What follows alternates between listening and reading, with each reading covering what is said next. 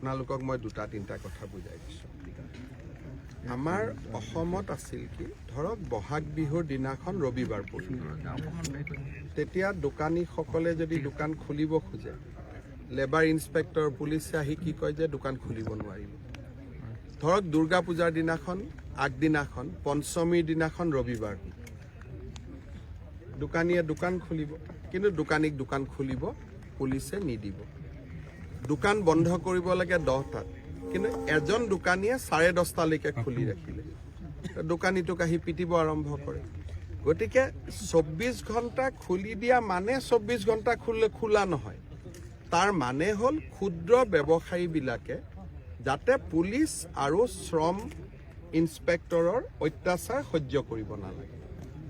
ইয়াতে কোনেও এটা ডিব্ৰুগড়ত মই খুল বুলি ক'লে 24 ঘণ্টা কোনোবাই দোকান খুলিব নেকি কিন্তু মিনিং এইটো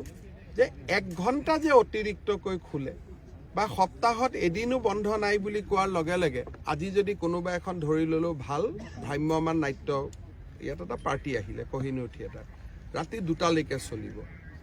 দোকানীজনে বিচাৰে যে মই ৰাতি 2টালৈকে দোকান খুলি ৰাখিব খোজো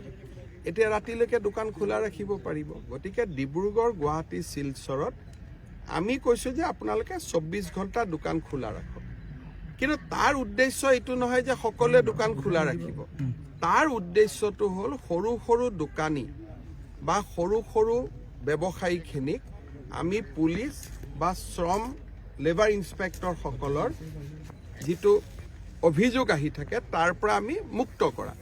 কোনোবাই মই যদিও কৈছোঁ 24 ঘণ্টা খোলক কোনোবাই মাত্ৰ আধা ঘণ্টা বেছি খুলিব কোনোবাই 1 ঘণ্টা বেছি খুলিব কোনোবাই কোনোবা ৰবিবাৰত আহিব কোনোবাই কোনোবা ৰবিবাৰত নাহিব কিন্তু এইখিনি সিদ্ধান্তৰ ফলত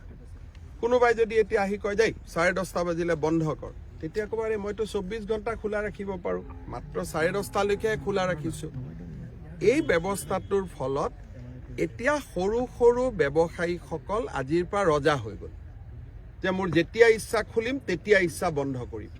পুলিচ আৰু শ্ৰম ইনস্পেক্টৰে মোৰ ওপৰত অত্যাচাৰ কৰিব নোৱাৰে ডিব্ৰুগড় গুৱাহাটী শিলচৰত এইটো অধিকাৰ আমি 24 ঘণ্টালৈকে দিছোঁ বাকী মিউনিচিপালিটিবিলাকত ৰাতি 2টা বজালৈকে দিছোঁ